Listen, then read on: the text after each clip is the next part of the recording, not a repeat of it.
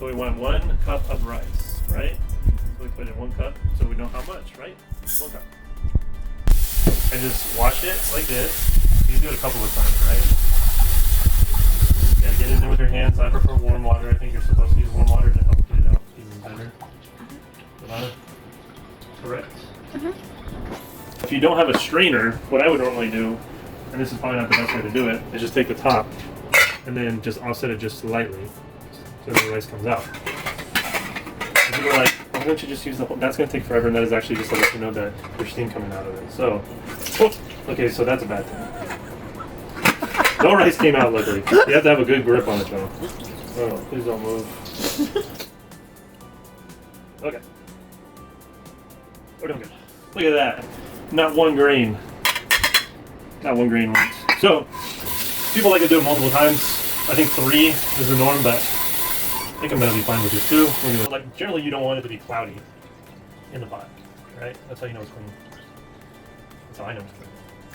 Let me know in the comments how you know it's clean. And what I should be doing better. Don't worry, we're not going to put any butter or anything like that in. That's like a white people thing. But, this is the second go around. Let's see if we continue to get lucky. I'm not losing a single grain of rice through this strategy. It requires a lot of concentration, dedication, a little bit of upper body strength and core strength. I can feel my core is engaged right now. Because I am at a really difficult angle. Not really difficult, but you know, it's not comfortable. Alright, not a single grain of rice. And then people will be like, well, you already got water in there. How are you going to correctly measure it? The finger method, right? I've only heard of the finger method. I've never actually utilized it, but what I like to do is I like to estimate that maybe there's a 1/10 of a cup or 1/10 of a cup of water in there already, and then I just measure accordingly. So for every 1 cup of rice, it's 2 cups of water. 1, because we already have a little bit of water in there, I don't want to fill it all the way up, right? So just take out a little bit, or don't fill it up completely. And there you go. Alright, so you still need to get like those grains down back in. Why you don't have rice cooker? The rice cooker is holding the phone right now, so that's why I'm doing it.